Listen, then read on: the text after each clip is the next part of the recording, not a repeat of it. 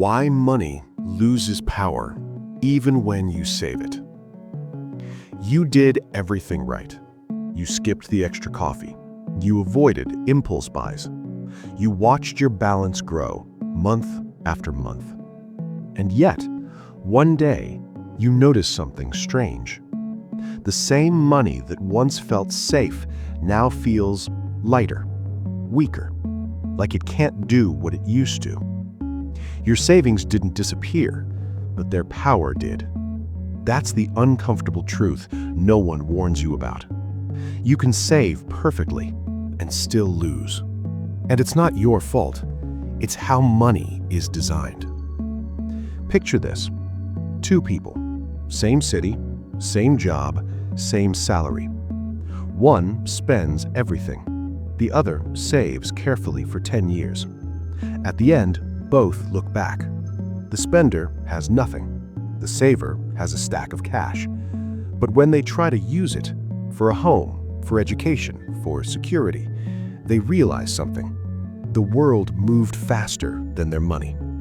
Not because they failed, because money ages silently, relentlessly. And most people never notice until it's too late. Let's rewind. In 1970, the average home in the US cost around $23,000. Today, it's over $400,000. Back then, a single income could buy a house. Now, two struggle. Did houses become magical? Did they suddenly gain superpowers? No. The money lost strength. That quiet force behind the scenes is called inflation. It sounds boring. It's not. Inflation is the slow leak in the tire of your financial life. You don't feel it right away. You just notice the ride getting rougher. Every year, prices rise a little. Food, rent, fuel, healthcare. But your saved dollars stay frozen in time. They don't grow. They don't adapt. They just wait. And while they wait, the world gets more expensive. Here's the cruel math. If inflation averages just 3% per year, your money loses half its purchasing power in about 24 years. Half. That means the $10,000 you save today will feel like $5,000 in the future, even if the number in your account never changes. The bank says your money is safe.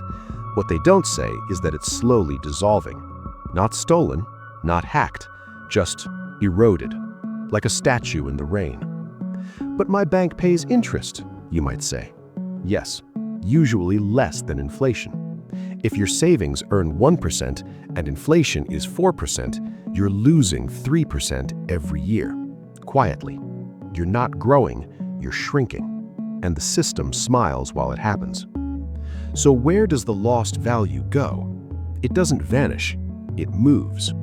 When new money enters the economy, through loans, stimulus, central banks, it flows first to financial institutions, corporations, and asset markets. Stocks rise, real estate climbs, luxury prices soar. Meanwhile, everyday wages move slower. By the time new money reaches workers, prices have already adjusted. You feel poorer, even though the numbers look bigger. This is called the Cantillon Effect. It's not a conspiracy, it's a design feature. Money flows unevenly, and gravity always pulls it upward. Now let's talk about the illusion of saving.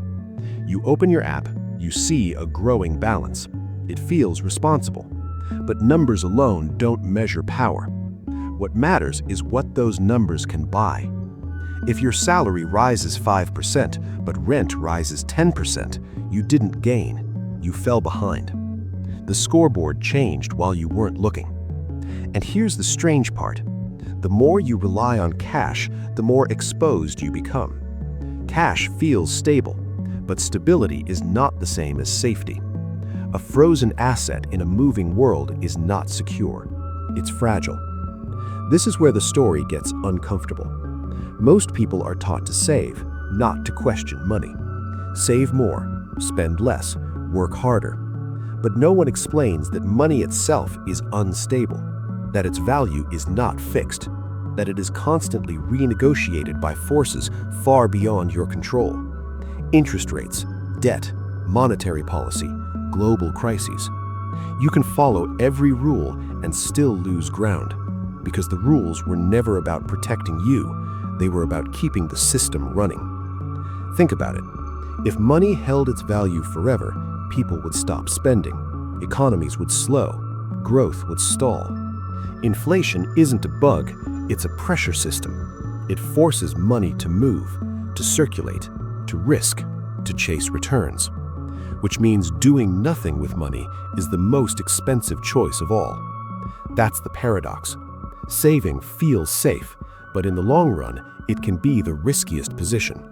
Not because saving is wrong, but because saving alone is incomplete. Money that doesn't grow is money that shrinks, silently, patiently, until one day you realize your future costs more than your past ever did.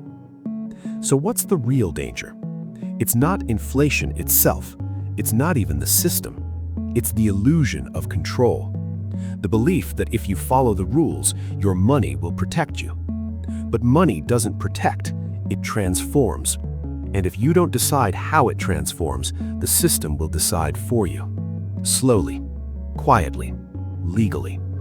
The question isn't whether money will lose power. It will. The real question is when it does, will yours be standing still or moving with the world? Because time is always inflating something. The only mystery is what it's inflating in your life.